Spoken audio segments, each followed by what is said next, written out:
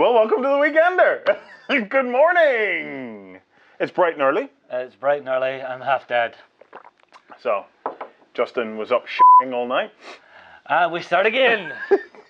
Or not, because I can just beep that. What? It's alright. Yeah. Yeah. Oh, okay. We didn't realize there were so many sheep here in Essex. Ah! Warren, I'm not a Welshman. That's not true. No, you came in to me the other day and said you had trouble sleeping because there were so many sheep to count. What? I've said no such thing. This is lies and deception. Lies and deception. He wasn't counting sheep. I think you misheard him. Oh, all right. All right. Okay. Anyway, you've joined the Weekender. It's Hurley. Yeah, it's all a bit weird. Yeah. Always when you're about. I'm joined by the mighty Stu Mac. I'm joined by Ming, the feckless. Alright, I can let you away with that one. Well, that's good, because your alternative was going to be Ming the functionless. There I thought you were gonna really go for the throat, Ming the friendless or something. No, I'm here. You're not friendless as long as I'm alive, dude. Lies. You've got your friend. He's sitting here beside you. Friends like you who needs enemies. You could have been Ming the fabulous. Could have been.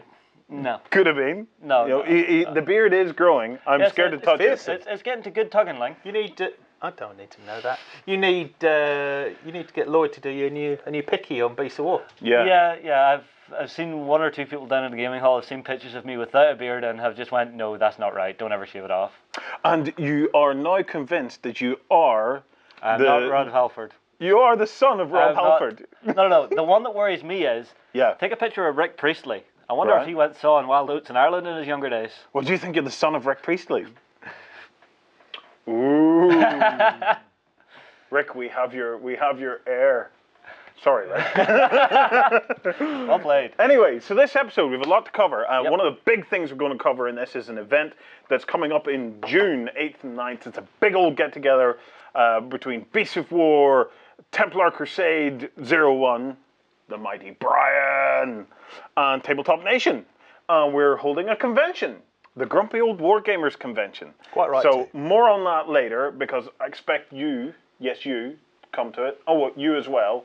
And you, and you. And you'll all get to come and meet loads and loads of things. We've got loads of activities, but I will talk about it later. First things first, let's talk a little bit news. Tao's out. Almost. Yeah. Almost. So the story goes that Tao released today, but we're not actually sure who's got it and who hasn't. Well, apparently lots of people have got it. If you have it, if you managed to get your Tao this morning, here in the UK, for all you guys in Europe, I think you were okay. I think you had a big old allocation of Tao. But for any of you guys in the UK, if you got your Tao this morning, post below on this video to say where you got it, or how did you get it, or if you actually got it. Because I'm just curious. Because Tao may have been the biggest 40k release ever. Or Workshop only made half as much Tao as they have for any other release. So what I want to know, and I know it's a wee bit unfair, Workshop, but come on, it's all in good fun. What I want to know is, was it the biggest 40k release ever? So in other words, loads and loads of people saying, yeah, I got it, I had to have it. I've been a closet Tao player for most of my life and I've just been waiting for this update. I know a lot of people have been like that. Or was it a case that all 15 of you Tau players came out and bought it all at once, but Workshop had only thought maybe 5 of you would come out? That's a gross exaggeration. 15,000 Tau players, and they thought 5 would maybe come out. So I want to know. I also want to know what you think of the stuff. I'm interested to see the new codex whenever we get our hands on it. Yes, haven't got it yet. Waiting for it. Looking forward to seeing it. Very much looking forward to seeing it, actually, because I really, really hope that Tau. I don't know. Tau always get wears a lot of fun army. stuff. Tau always wears shooty army, and this seems to be the shooting edition for 40k. So who knows? They might turn out. I don't buy this shooting edition for 40k, vehicle edition for 40k, non-vehicle edition for 40k. Well, I don't buy that. I think any player can shape the game to be whatever he wants it to be. So fair enough. what I'm interested to see is any cool rules. Yeah, it's cool rules I'm after.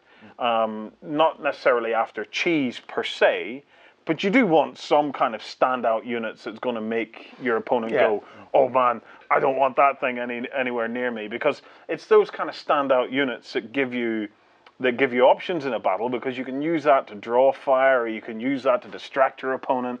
I'd like something kind of surprising for the Tau. I'd like to see if the Tau could use a lot of like teleportation or something like that there. So I'm not sure if it's going to happen. Bet they don't. They probably won't, but you know, it would be really, really cool if they did. We can only do but dream. And he picked out a post of mine today, which was fun. 5 months ago, I did a quote on the Beast of War site saying, "Yeah, the Tau's coming out, and all I hope is that they have something. They have a flyer called something like a Satan Shark." Satan Shark, I think, is actually exactly what you called it. Yep, Close enough. Close enough. It's a Sun Shark. So I almost nailed that one. I almost nailed that. Should have trademarked it. I should have trademarked that. Fortunes you would have made. Satan Shark. So, yeah, Tau's out. What do you think of it, guys? Are you enjoying it? For those of you who managed to get your books, I don't think there's any shortage of the digital downloads. So I think anybody that bought the digital book must check Swampy, because Swampy's always buying the digital books. As soon as they're out, he'll have it. I must admit, I might. Just thinking about it now. Now you said that, I'm thinking, I might get it, because I would imagine each digital one that GW have. Oh, by the way, this is a positive GW thing, so for all the naysayers out there, each of the digital books that GW have done, I think each one has gotten better. Yes, they're getting really good at it. So I would, I get the digital White Dwarf every month, and I think that's excellent. Yeah, yeah. I'm still not a fan of the printed version. I think they've changed it a bit, but it's still not great. Yeah. But I think the digital White Dwarf's really, really cool. You can rotate a lot of the images and do other kind of weird wacky stuff with them. Lots of fold out stuff and things. It's really cool. So yeah, I might give the Codex a go. I'll have a look. Yeah, it has lots of rotate stuff and whatnot. Yeah. They are getting very good at this, you know, and I'm pleased to see it. You know, I'd like to see more companies explore this digital side. It's expensive to do, but how much? I mean, I know we tend to not talk about price, but what is the digital book? Is it 25 quid? I think 30 quid. I don't know. I think it's the same price. I'm not sure. I'm not sure. I haven't actually bought one. I know that's criminal. You know, the one we're talking about it. I've is, never actually bought does your digital codex update with the errata, or do you still need to? It updates with the errata, so it stays up to date. Or if you've got a Dark Angel Codex, it just gets smaller. But yes, absolutely. Yeah. All right, so you just see your file size shrinking. Yeah. Your file size. Yes. File size. Yeah. It's like, oh, this is loading quicker. They've obviously improved the speed that I can access it. No, they took out my favourite unit. So, Tau's out. Yep. Big relief all around. Does anybody know who wrote it yet? No. Off the top of my head, no, I don't know either. So post below. I'm just looking forward to it. At this stage, unfortunately, we haven't seen it. Nothing I would have loved more than to have seen it by this stage and then talk to you guys about it and go, I like this, I like this, I like this. But I haven't. So hang fire on that, and we're going to get some Tau coverage ramped up just as soon as we can get to grips with the book. And in terms of the demon coverage, Justin tells me that we have most of that actually in the can. Yeah, we're just waiting to get the last two sections filmed, but things have just been mental as last while, and I haven't had a chance to get myself, Swampy and Craig back into the studio. Craig, I'm looking forward to seing this, seeing what Craig comes up with. He's good. He knows his onions. Guy. Yeah. So. Well, he seems to like his Slanesh. Good. Is that a good thing? Is that a bad thing? Well, actually, from what the work that I did on the Warriors of Chaos, some of the Slaneshi stuff is just really, really cool. So I have no idea what it's going to be like with the demons, but we'll see. It was good on the Warriors of Chaos. In other news, Saga have an expansion out. Is that the insurance thing? No, Saga is a big old historical wargaming thing. From Gripping Beast. Yeah. Cool. Saga is really, really popular actually. And, and whenever we meet up with gamers and stuff, so many gamers have been talking to me recently about Saga. We had it at Tabletop Day. Yes, we did. Right. I think I may even have a couple of images I can bring up. However, I know all about it. Well done. Back on form. And that's criminal. I want to get to know more about it. So for any of you historical gamers, post some stuff below in the comments. Tell me a little bit about it. And Gripping Beast, if you're watching, I'm coming to get you. We want you on the show to tell us all about Saga, because I'd like to learn some more about it, because there's loads of Celts and stuff like that in it. It's right. That's Saxons and Vikings and Celts, isn't it? Yeah, isn't that in case Warren forgets to get in touch with you, there's the contact. Cool. Yep. There you go. That's you told. On the subject of kind of, well, actually, it's not really very related at all, other than it's set in kind of ancient Orient. There's a cool Indiegogo out there that I want to draw attention to. Now, anybody that does the stuff on Indiegogo is always at a real disadvantage compared to Kickstarter, because just so many more people using Kickstarter. But this is Kenai. And Justin's going to bring up some of the models. Yeah, they are you've really got some cool. really cool samurais and even Big Oni. Kenai, isn't that that is a samurai, or that's a warrior who has perfected the art of killing to such a degree that he's now reached this kind of Zen state of meditation, and he only now kills when absolutely necessary. Because he can kill you so easily. Yes. I believe that's what a Kenai is. Okay. Well, this is not a historical I could be horribly game. wrong now, and I do apologise for all of the Japanese-speaking people out there. It may actually be that a Kenai is somebody that sends you back in time and doesn't kill you at all. But yeah, no, I think you're going a little wide of the mark. So I apologise in advance. It could be. I haven't read everything about Japanese mythology or history. Well, as you can see from the pictures that Justin has been kindly bringing up for us, it's not a historical game per se, because there's dragons and monsters. There's a really cool spider lady in this that I think is just I'm having to censor that one. Well, don't censor it too much. No, that's historical. Japan was full of monsters. Well, While we had Saxons and Celts and things, Japan had monsters, dragons, proper dragons. Yeah, Big Oni with the tips No, what they had was giant enemy crabs. I am not doing that gag. No, that thing tortured me for about 2 years. Giant enemy crabs. I say no. This is brilliant. This was there was a video game launch some years back. Yeah. And what they had was they were doing this video game, and they basically the guy that was doing the presentation, I don't know, was it at CES or not CES, probably at E3 or something. He was doing this presentation, and he was saying, so many games out there, they're unrealistic. We've tried to make this game as historically accurate as possible. And we've tried to make it as realistic as possible. And here you can see that you're fighting giant enemy crabs. Oh, sorry. I thought you meant the music video they made for that. Oh no, the presentation itself cracks me up. This whole attention to detail of realism, and you're fighting giant enemy crabs. Yeah.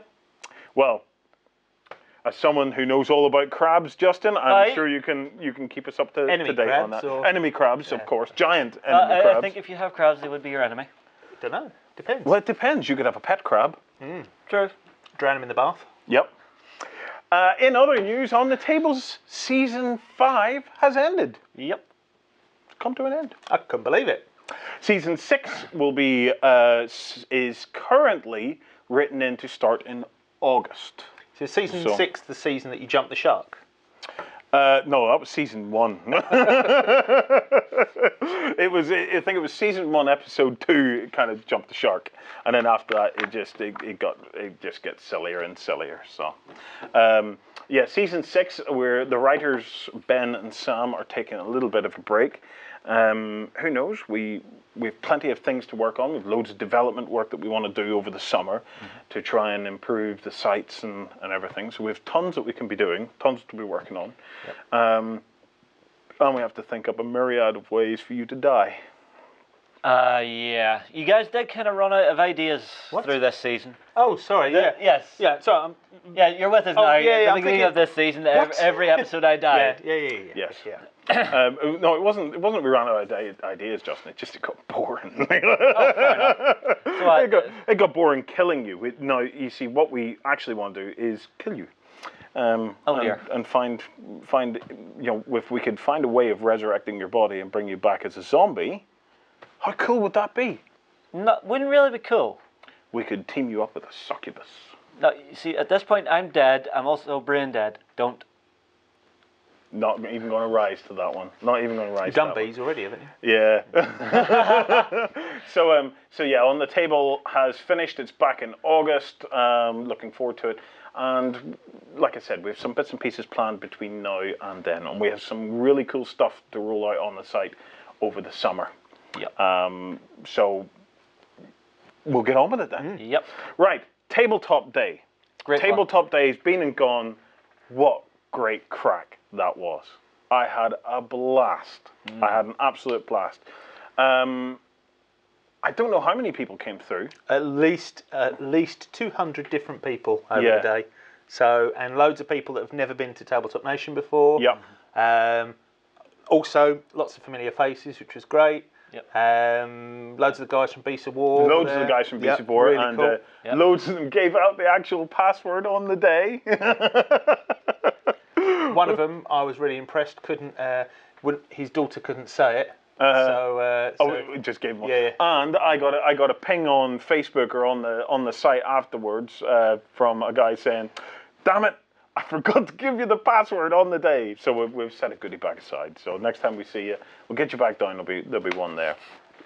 I enjoyed some games. Yep. Okay. I got to play some Malifaux.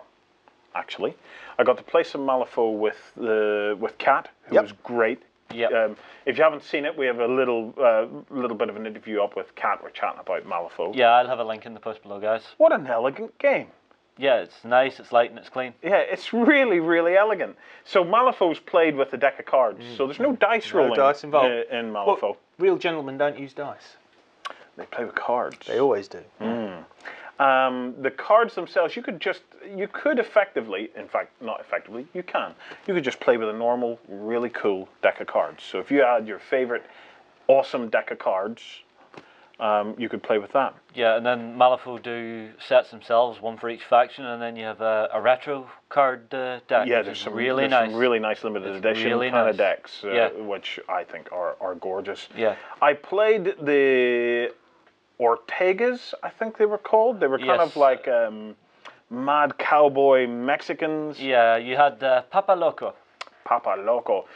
Is he the guy running around with the grenade, or the TNT, He's the guy that likes to blow up. Yeah, so he's a guy and he runs around with TNT and he can either chuck it or he blows up himself and he blows up anything within 5 inches. Yeah, he's quite annoying to play against. And I was playing against Lilith. Yes. Now, bush. Yes, with her magic bush. Lilith and the magic bush. So what happened was I was playing in this kind of labyrinth type thing, which probably wasn't the best idea to begin with. I shouldn't have taken the shooty army in a labyrinth.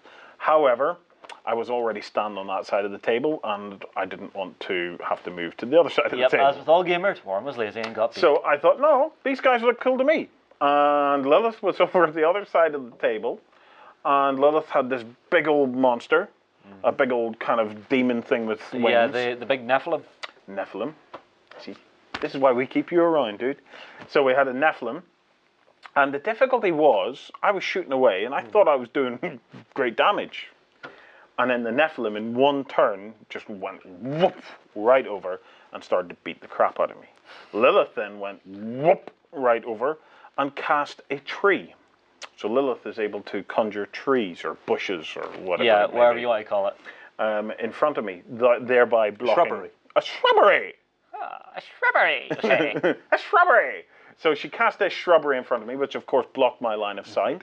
And then that was kind of me done in at that stage. Well, you were fresh out of halibut. You had no way of no way of cutting them down. No, that's it.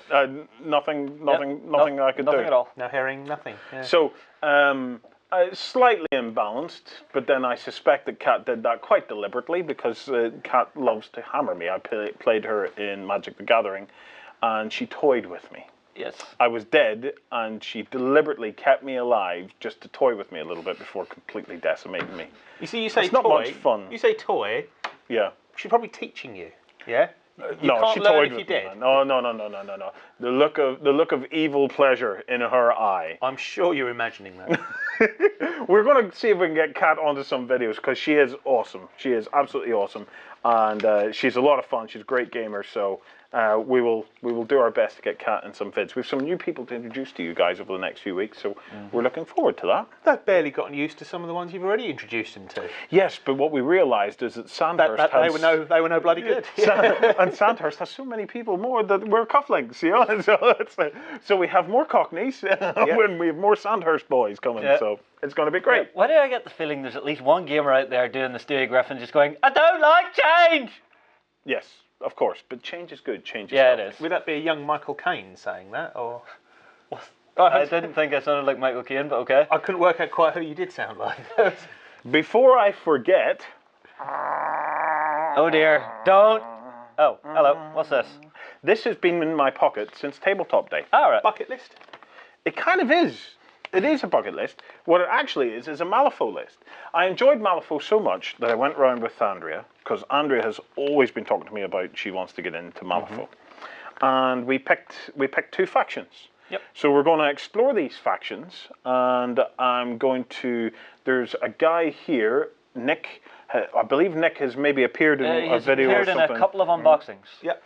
Nick is big into his Malifaux, and I said to Nick, I wanted to get into Malifaux. I'd like to do some stuff for Beasts of War on Malifaux as well. Yep. I said to him, however, I would like to pick our own factions because, well, I'll explain now. Andrea loves orcs and stuff like that, so she's went for outcasts. Yeah, the outcasts. Yeah. Ophelia starter, okay, just because she likes the look of it.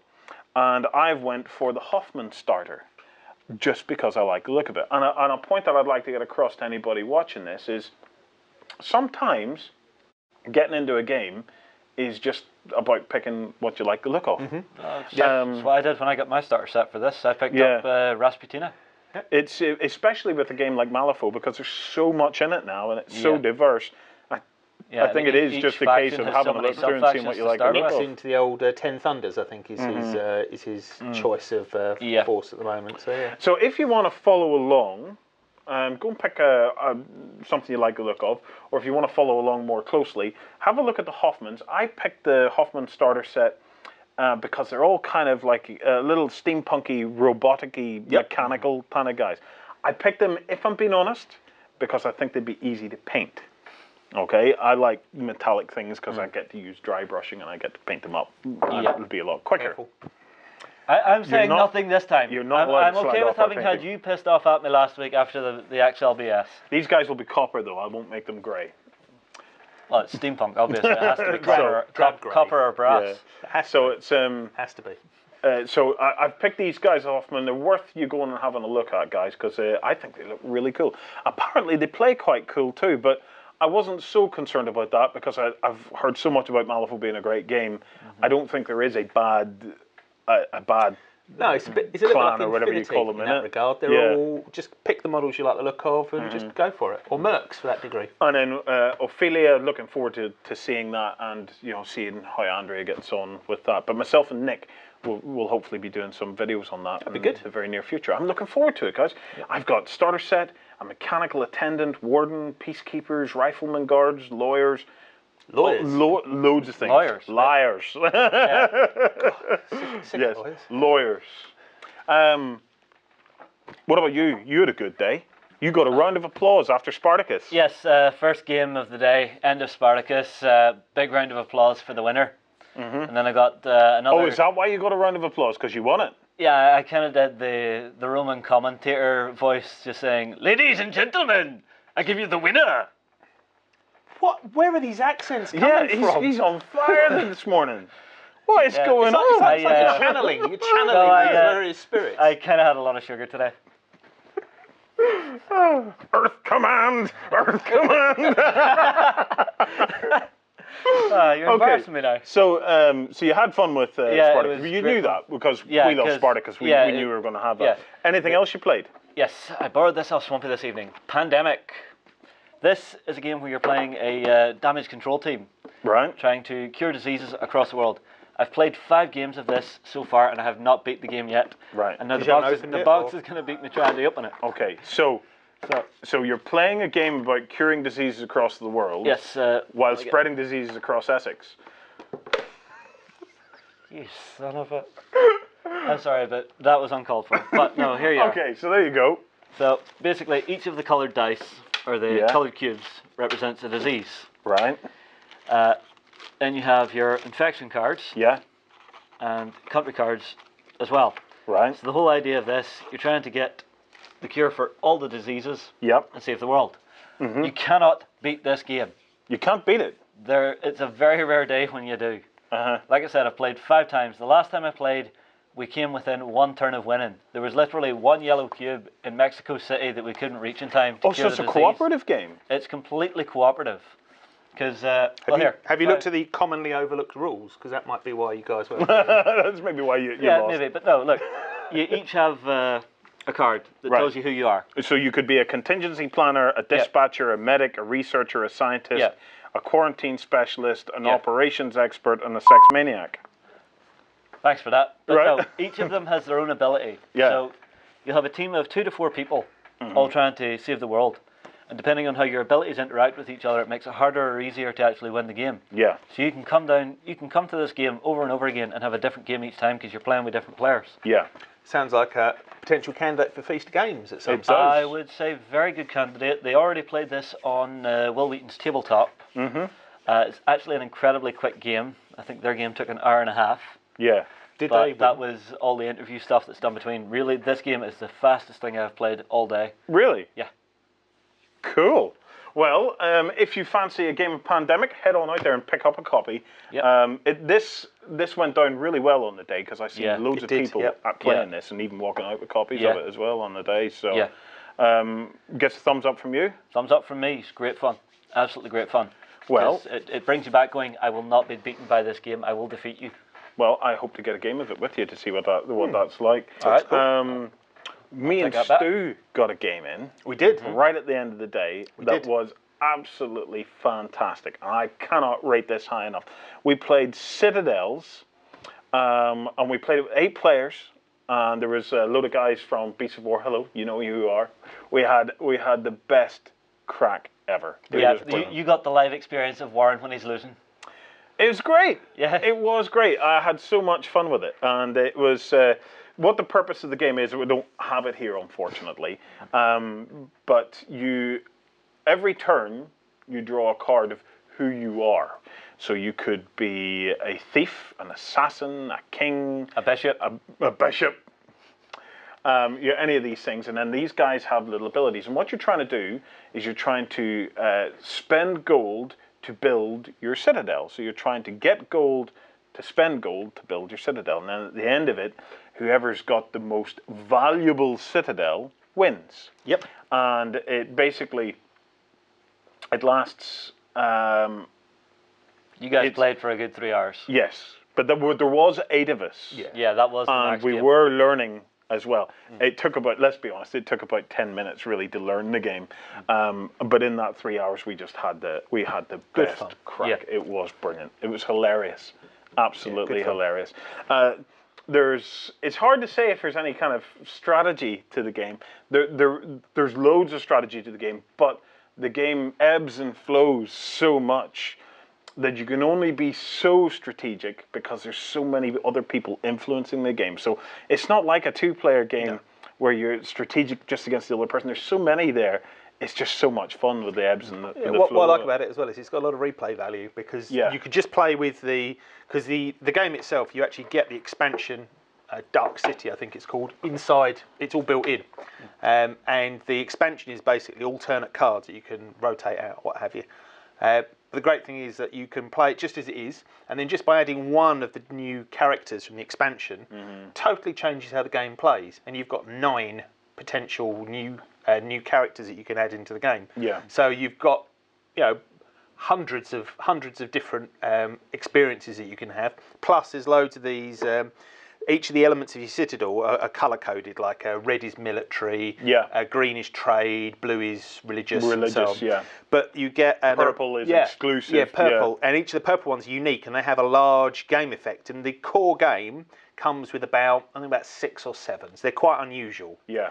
But then the expansion has, I think, like another 20 of them, and you could either just chuck them all in and make it like a really wild game, or you could just maybe add one or two, and each of these purple cards totally changes one of the game mechanics for whoever owns the cards. It's really, really, really good. Really, really good. It's fabulous, guys. If you have a good bunch of mates, I could not recommend Citadels enough. So go and check it out. We'll try and get some links to it below for you to find it. But I'd like to see that on Feast of Games as well. I think that would go down really well. I think that would. Although it's smaller game. I don't want to do a 3-hour edit.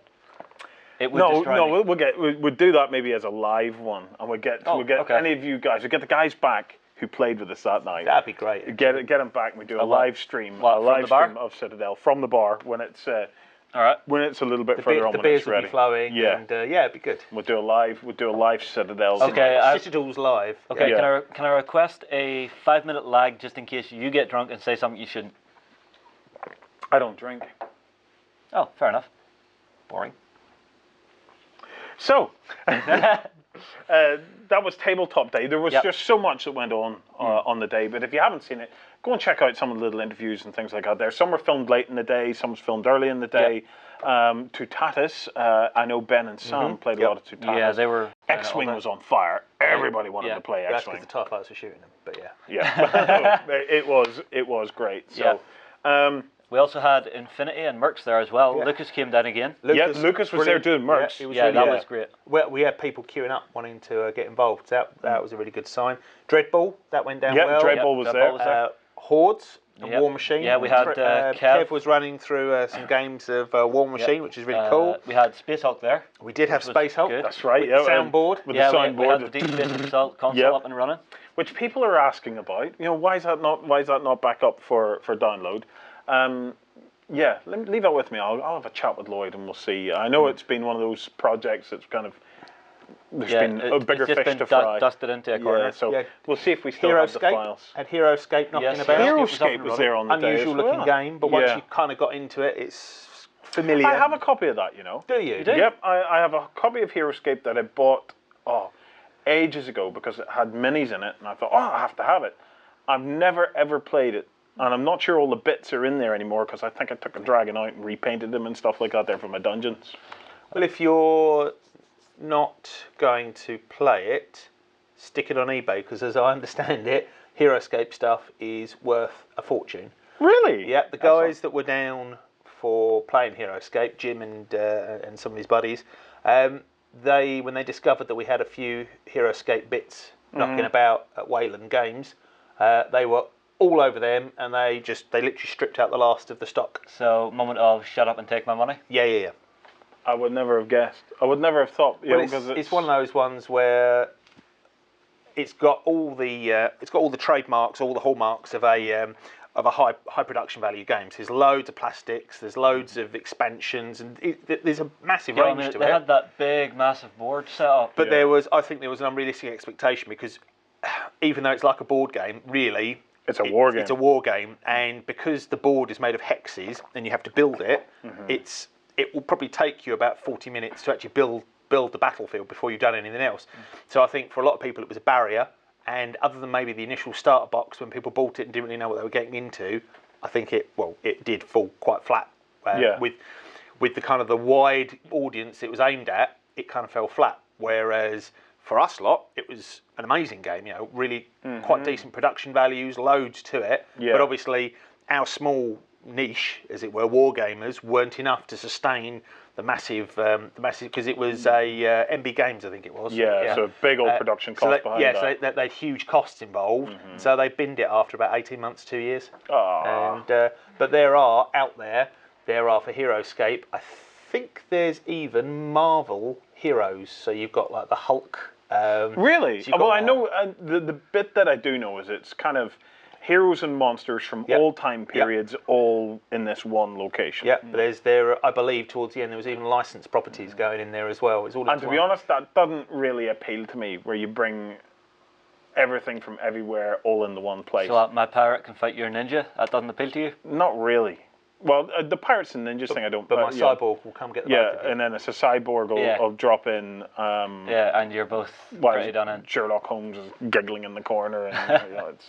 And, See, I must admit, I think when those kind of games, and when they become off the point a bit, when those kind of things have their own, if they are a bit of a melting pot, but they've got their own rules, like the League of Extraordinary Gentlemen. Not League of Gentlemen, but League of Extraordinary Gentlemen. Yes. I'm not talking about the film now, the comics, Alan Moore. That is, so everything in literature is real. Yeah. So Sherlock Holmes is real. Jekyll and Hyde, Dr. Jekyll is real. And all, that's all real. But, I love that. Yeah, but Winnie the Pooh is real. It's everything from literature is real. But what, in the League of Extraordinary Gentlemen. Winnie the Pooh's in it. Yes, Tigger is. But my son loves Tigger. Right, but genius, genius is, so have you heard of the island of Dr. Moreau? Yes. Yeah. So, because Alan Moore is a genius, what he's done is he's got, okay, so if everything's real, what rules or what explanations now do we have to put into this world to mean that it isn't just errant nonsense? Yeah. So, Winnie the Pooh, the A.A. Milne characters are real because they are the creatures on Dr. Moreau's island, because they're the part animal, part human, or anthropomorphic animals. Yeah. So it kind of, suddenly that's acceptable. A tiger man, who's very, very energetic, bouncing around, that makes perfect sense. That's fine, because it's this kind of, it's human DNA with animals. That's perfectly acceptable. And it's little twists. Justin. I'm sorry. What were you saying? But it's little things like that. And so Heroescape obviously is a war game. Yeah. They're not going to go, you haven't got some kind of mad genius going, yes, but we can explain everything. So it's broadly speaking, this is this weird faction, this is that. Yeah. It's actually got more in common with Monsterpocalypse, where it's basically every giant monster from everything. There's a question. Monsterpocalypse has been discontinued. Has. Discontinued recently, or was it long ago? Not sure how long ago it was. Year, 18 months. Oh, it has been discontinued quite a while ago. I actually picked up. Any of you guys played Monsterpocalypse? Because, like Justin said, we picked up, and a guy picked up a bunch of the packs. And it was collectible things, so you don't know what's in it. Yeah, it's blister boxes. There's some really cool stuff in that. Yeah, I mean, it looked like a really cool game. There's the one that I got. I mean, I got one of the blister boxes for myself, just, have a bit of a punt. Yeah. And it was this cool Yeti with a big ice club. I just looked at it and thought, I can throw a wash on that and that'll look rather nice. My difficulty with that, though, right, is the collectible miniatures thing. I can get the collectible card thing with the likes of Magic the Gathering, right? Because a booster pack costs £3. Collectible miniatures, though, you're looking at like 10 quid or so for a box, or 8 quid for a box. Yeah. I think I would be highly reluctant to spend 8 or 10 quid on something and perhaps get the exact same mini. And not know what's in it, right? Whereas 3 quid for 15 cards, I'm kind of okay dropping down 3 quid for 15 cards. Maybe I'm nuts. Okay. Maybe I shouldn't be okay dropping 3 quid for 15 cards. But people that collect Magic, the people that actually do it properly, I say properly, how arrogant is that? But the people that are serious about it don't win. So you've got Dragon's Maze coming out. Yes. They are not people who on launch day are going to drop 3 quid and get a pack, a booster pack, and see what they get. They're going to drop 70 quid, 100 quid. Yeah, but I don't... to get a giant box of... And they'll have hundreds, if not thousands of cards to get the exact set they want. And I would wager, money-wise, you would probably have to spend less on Monsterpocalypse to get the complete set of what you wanted in any given expansion. Okay, I see where you're going. Now you would, because actually if you popped on to... I know Wayland have got it on their sale part of their site. You can pick up loads of that stuff, relatively about £3 a throw. Yeah. So and so I think probably you do that. What I liked about Monsterpocalypse is they have their own factions and stuff. But whereas in Magic or something like that, you're going to want 60 cards or maybe more to make a really good deck. Yeah. And you can get a starter deck which will have the 60 cards or whatever you need to play, but really, if you're going to get serious, probably every single one of those cards. Yeah, you're going to be trading out about 90% of what you have in there. Yeah, you're going to be spending money on pretty much every one of those cards to get a really good deck together. Monster Apocalypse, you're not going to need 60 or 70 monsters to play, so after a few purchases, you're probably going to get yourself a little band. If you're a completist, you're right, it's going to cost you quite a bit of money. Yeah, but... Right, I'm not talking about it in its state at the moment, right? Because I know that you can. It's a finished game. But whenever it was, whenever it was there, it was £8-9 a booster. £8 or £9 a booster, right? There was starter sets and stuff like that, so you weren't going completely blind. You could pick up a starter set, but just the whole thing of it, and it's the same thing. There's Star Wars minis. Most people bought that because they were collectors, and it had Star Wars on it. Therefore, it was very collectible. Yep. Okay. Same with the D&D stuff. HeroClix we're talking about is the other major one like that. But with HeroClix, you know what you're getting in the box. Why do you know what you're getting in and the clear ones. They do clear plastic versions. Those are that's the starter set. All right. Okay. That's not the. Okay. That's not the. Okay. That's not. I don't know. Maybe I'm talking out my arse here, but it seemed like £8 or £9 to drop. I'm just wondering why it was discontinued, because when it was opened, it just looks so cool. It's like as cool as what's the board game I picked you up for Christmas? Oh, King of Tokyo. Yeah, it's cool like King of Tokyo. Yeah, and if you actually want to make King of Tokyo cooler, you get a couple of those boosters and just trade out for them. Yeah, I would imagine the reason it failed, again, was because to do it properly, that's a lot of models you have to produce. To have a wide range. It's privateer press, so the production values are going to be pretty decent. And they were good. Yeah. But unlike HeroClix, where a big draw on HeroClix is, in fact, I can't think of many, if any, HeroClix sets that aren't a license of some description or a theme. Monster Apocalypse was its own theme. Yes. I mean, it had sub-themes like All Your Base Belong to Us and I Chomp New York and things like that. But what does that mean? It's all stuff they've made up. Yeah, it also but to me, that's cooler than just picking a load of random stuff from all different things and clubbing it together. I love the fact that it was so tightly themed. It's basically just big monsters kicking ass in a city. Yeah. I like that. But it's almost as if there was an unnecessary barrier to entry. I wonder if it had been, I don't know. I wonder if it had been sold in such a way as you knew what you were going to buy. Yeah. Would it maybe have sold more? I think I'll be honest. I think the license is an issue, because you look at so I'm Batman. Yeah. So I've got HeroClix. The only HeroClix I own, I bought a few Batman bits and pieces. If it had just been random dark gothic crime fighters or something, I probably still would have bought one, because I think that the Batmobile looked kind of cool. But then, would I have continued to buy them? Because I'm actually after the Joker, or I'm after Clayface, or I'm after these names. I know that they're in there somewhere, so I'd continue to buy. But this blind buying thing, it's not limited to games and stuff. I'll tell you another thing that does it: Lego. So Lego minifigures. Yes, that's true, yeah. They do range. I think they're on like Series 9 or 10 now. And I'll be honest, I bought a few of those. I've got loads of Lego. I love Lego. But you get, and they're cool. They come with all, and the draw on them is, for a Lego fan, is that a lot of the pieces that are on the models, you only get in those sets. Like one guy is a guy is a Lego man in a chicken suit. The arms, which are basically in the wings kind of thing, that's absolutely unique to that piece. So unless you do have a punt and see what you end up with, and I've not tried to collect them all. I've just I've seen them in Sainsbury's when I'm doing the shopping, and I think, the wife won't notice a couple of quid going on this, that, or the other. So £2 a throw. I think the price point's important. As you said, 8-9 quid. £2 a punt. And it's naughty as well. At £2, £3, same with Magic cards. I used to do B5 card game. You'd go, I'll have that, and you go, I've got a couple of quid on me. I do that. In fact, I saw it from the guy that was buying some Monster Apocalypse, and he was like, because they're like, I say, they're about £2.50, £3 that Wayland are doing them for, and he was like, he goes, and he'd gotten a load, and he'd opened them all up, and goes, actually, and he just like counting through his coins and whatever. I've probably got about 10. Go on, I have another 4. I just drop it on. It's just that But it's that. It's. I think that price point made the difference there, though. Yeah, but there is the old addiction to it as well. Because look at Gav. Anytime he's in, it's always he's buying at least 1 or 2 boosters, and he's always coming back for more. Guys, what do you think? Okay, does the whole collectible thing have a future in our industry? You know, can it actually work?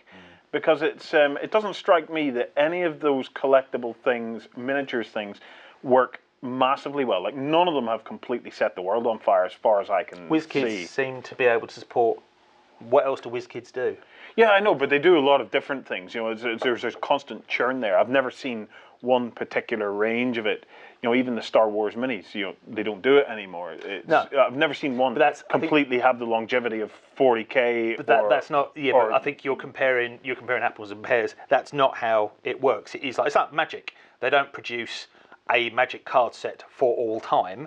They cycle through them. Oh, so it's the churn is part of the model. And forgive me if I've gotten this slightly wrong, but my understanding is, so you had the Ravnica cycle, which is Ravnica Return, Gatecrash, and Dragon's Maze. Dragon's Maze is the end of that cycle. Yes. So once that's complete, once Dragon's Maze, it's all 3 of them are completely okay, and they're the accepted current batch.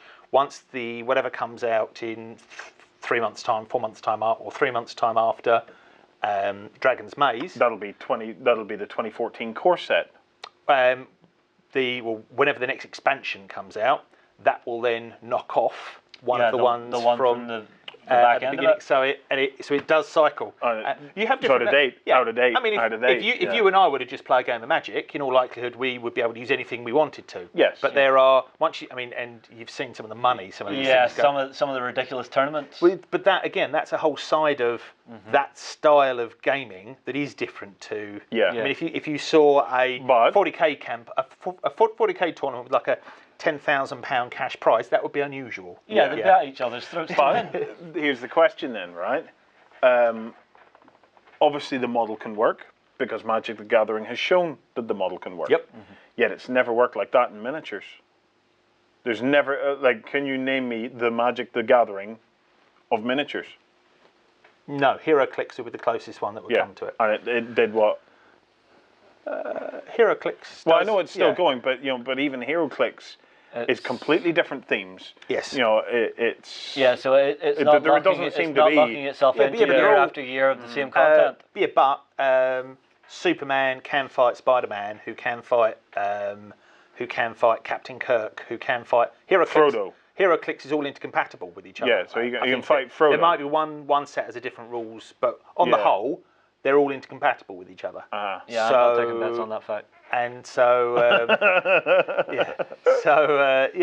But so you can see, in theory, you and I say I had HeroClix like 5 years ago, and you've just bought some new ones. In theory, if I have 300 points or whatever or 500 points of HeroClix, and I play you, we can play a game, and that is in a lot of ways like 40k, but it's completely. My model collection isn't about whatever I can afford. It's about what I've been lucky enough to either get, or maybe it is about what I can afford. And actually, my last thought on it because we've been talking about this for a while. To a degree, it could be said that GW is going in that direction, when Forge World stuff is on the whole more powerful and better in the game than a lot of the standard Citadel or Games Workshop stuff. But Forge World tends to be for those that can afford it. So if you can afford a Reaver Titan and you're playing Apocalypse, but I can't. So we're playing a 4,000 point game of Apocalypse.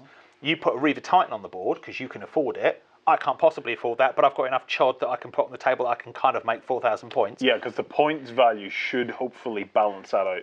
Does it? Not really, but yeah. I don't know, guys. I struggle. I struggle to see it. If the model can obviously work, because Magic the Gathering is massive off it. Like, it's huge. But I just wonder, is it because of you can design a card, right? And designing a card and designing a miniature, manufacturing a card and manufacturing a miniature are light years apart. Light years apart in terms of cost, development time, manpower, Yes. Massively different things. That Maybe that's why we're not seeing it. I'd argue, though, that there are cards that are worth more than miniatures ever will be. Yes. Yeah. And there are. Right, well, what's our next section? Justin is moving us on because he knows that this has to be edited this morning and up. Yes, it does. And so, Grumpy Old Wargamers, Yep. June 8th to June 9th. Next week, we should hopefully get a hub up on Beasts of War completely dedicated to this convention. It's done by ourselves, Brian over at Templar Crusade 01, and TTN. We're doing this. It's going to be a big convention. We're reaching out to manufacturers to come and join us and do big demos and stuff of their games. We're going to have a painting competition, a big ass painting competition where you get to take your time, paint your model right, Fantastic bring it prizes. bring it down on the day. We've got some superb prizes for that. We're reaching out to YouTubers, to the well-known YouTubers. They will all be there on the day. We're going to have meet and greet. You can meet up with some of your favorite YouTubers. We're hoping that Joey Berry will be here, Brian will be here, Nick will be here. You'll be there. Yeah, I don't really. Are you not your favourite YouTuber? No, I'm not my favorite YouTuber at all. Can I pick this off as a vacation? Yeah. Well, do you want to be there? Yeah. No, I'm just thinking. You want to be somewhere else, do you? Yeah, I want to be outside the building, so I'm not having to put out more videos all day. Oh, no, it's going to be loads. We're going to do live streams and stuff like that on the day. We're going to have panels. So we're going to have in the bar, we're going to do some panels. So we'll definitely have a panel of the YouTubers where we'll talk to them about production, what got them into YouTube, what has been good about it, what's been bad about it, whatever questions you guys have on it. So if you've ever wanted to get a chat with these YouTubers who you maybe watch day and daily, this is a great way to do it. Get down on the day. There'll be tons of games. Loads and loads of open games that basically you can just walk up and play. We'll have people demoing games. You can run Spartacus again. We'll probably get some Spartacus going. Yeah, one thing, will the expansion for Spartacus be out for this? It should be. So if the expansion's out, we will have it there and you will be able to play it. And we'll see if we can get some more exclusive cards and things like that there for Spartacus on the day. They went down very well. Also, we're going to try and get some cool organized play. We have some events actually taking place on the same day. These are the Saturday and the Sunday, by the way. So we're going to try and get some cool organized play going as well. So if you, I'm going to try and get Citadels going. So I like a little Citadels tournament. Where basically over the course of the couple of days, we maybe run Citadel 8 times if we can, okay, and then the winners of those 8 games get together and play the championship round. The end game, a championship round. And I'd like to enter that. I might get a free pass into the championship round though. Probably not, but we'll see. We're still planning it out, but this is where we want your feedback. What would you like to see there? What would it take to get you to come here and spend 2 days or a day with us and have the best 2 days gaming of your life? It's going to be great. We'll get information on how to get tickets, and it's free, by the way. So whatever you were going to spend on a ticket, you don't have to. You can spend it on models, hot dogs, transport, hotel. We're going to get some information about hotels up. There's a great hotel here. We have a train station literally around the corner from us. We have an airport literally about 10 minutes. 3 stops away. Yeah, 3 stops by train, and it's really only 10, 15 minutes away. 3 stops from where? 3 stops from the airport to here. 3 train stops. To here, Just 3 you. stops, yeah. I thought you just said 3. Yeah, 3 stops. I'm like, well, from where? You walk out the front door of the airport. There's a beautiful big train station just right across the road from you. You hop on that train stop, bang, bang, bang, you're here. And it's what, 10 minutes by train? Not even. Not even 10 minutes. It's worth mentioning as well, we're designing it so that you aren't going to have to be, for some people, a weekend is a big ask. Yes.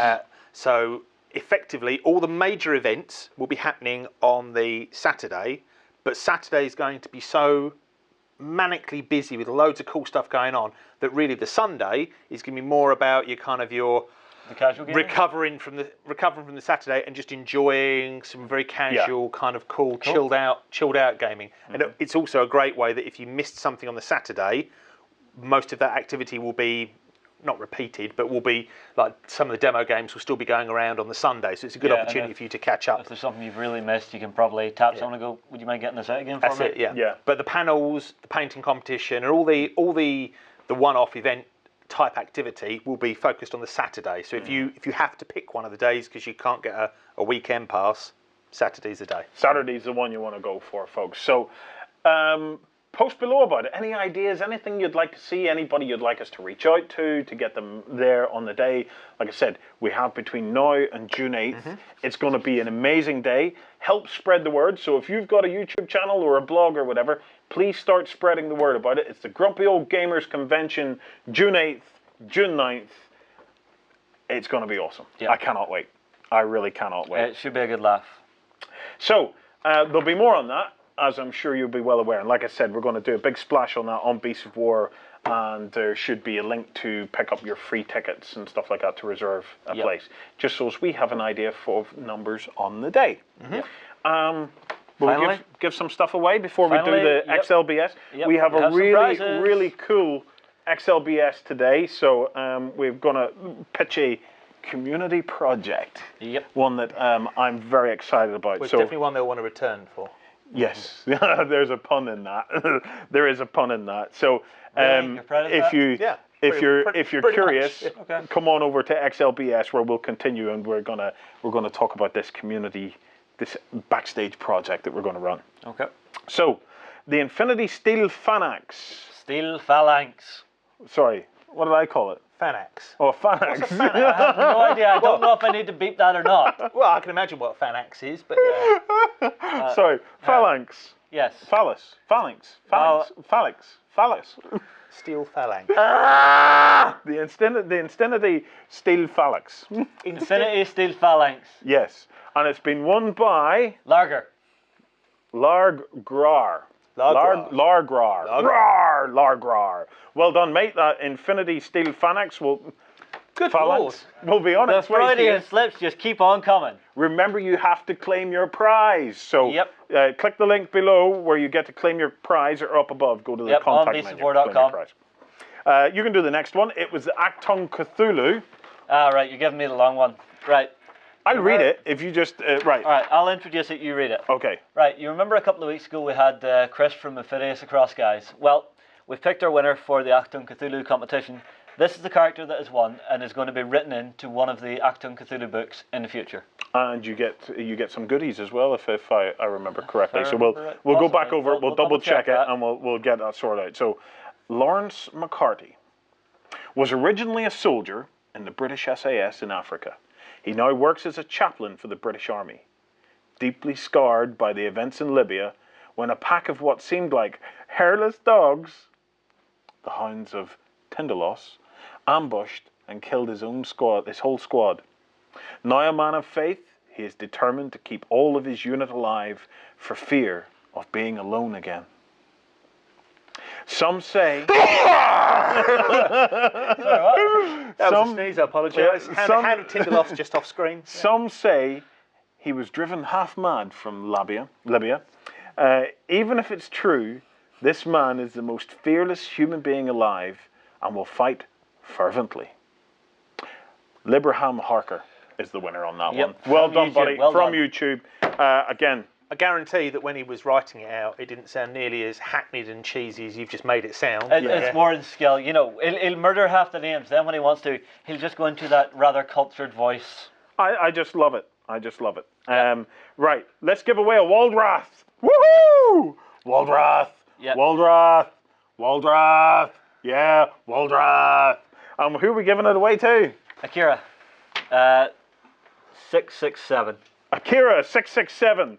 Not quite the number of the beast. So Akira 668 just missed out. You just missed it, dude. You just missed it. Yep. The not quite evil Akira 667. Well done.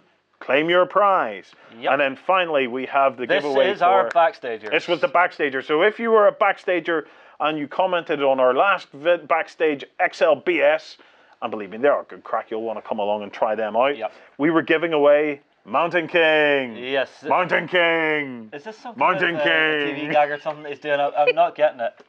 And who won it? I thought he was having a stroke. That was Red Ben. Congratulations, buddy. Well done, Red We're Ben. going to send that Mountain King winging its way to you We have as soon as we checked. can. We have checked that it's not Ben. We know it's not Ben from the news. Okay. From the news. Ben from the news.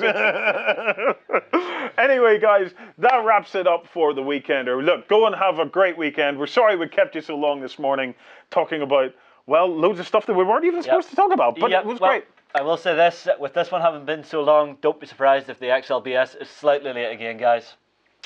Late? Nobody knows what time XLBS comes. XLBS comes when it comes. And again with the dirty gags. I wasn't being dirty, I was honest. God. Have a great weekend, guys.